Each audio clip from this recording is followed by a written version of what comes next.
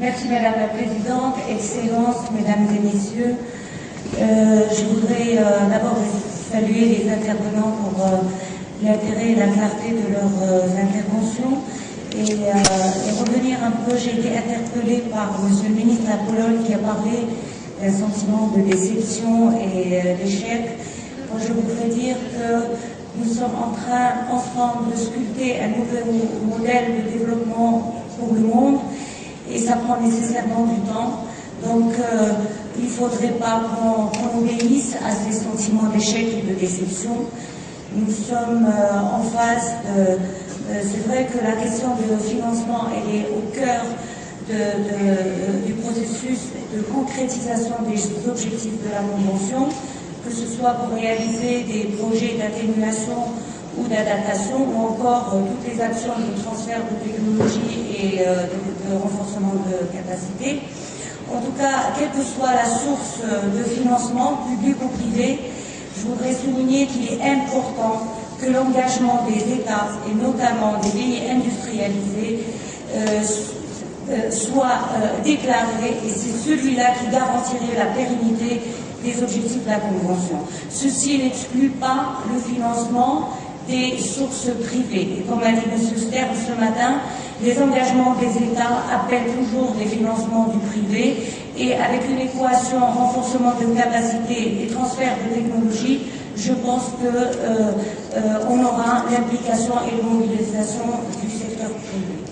Je voudrais également rappeler qu'il est important qu'il soit prévu un équilibre entre les fonds alloués à l'atténuation et ceux alloués à l'adaptation. Et nous avons entendu aujourd'hui et hier le président de la Tanzanie parler des flux financiers qui ont été réservés à l'adaptation et qui sont très faibles. Et donc il est important que cet équilibre soit fait pour que les pays les moins avancés puissent bénéficier des sources de financement. Il y a un autre aspect sur lequel je voudrais attirer votre attention, c'est pour tout ce qui est alimentation du Fonds vert pour le climat. Il est important d'avoir une visibilité sur les échéanciers d'alimentation. Sans une connaissance des échéanciers d'alimentation, on ne peut pas faire une planification du redéploiement de ces fonds.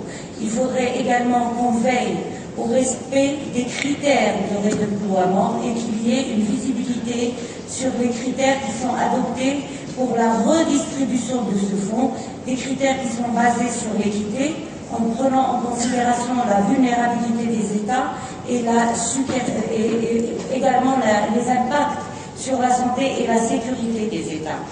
Aujourd'hui, nous avons été réconfortés par l'annonce de M. le ministre de l'Allemagne et M. le secrétaire, le représentant des États-Unis. Nous devons, en tant que membres de la Convention, être au courant des projets qui sont réalisés, des mesures d'atténuation qui ont été atteintes pour qu'on puisse rester engagé au sein de la Convention.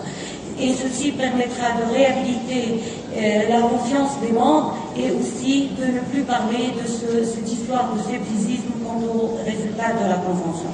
Enfin, je voudrais vous dire que l'alimentation du Fonds vert, elle est primordiale et le plus rapidement possible primordiale pour restaurer la crédibilité de la Convention et atteindre les objectifs. Et un dernier point, nous avons entendu des annonces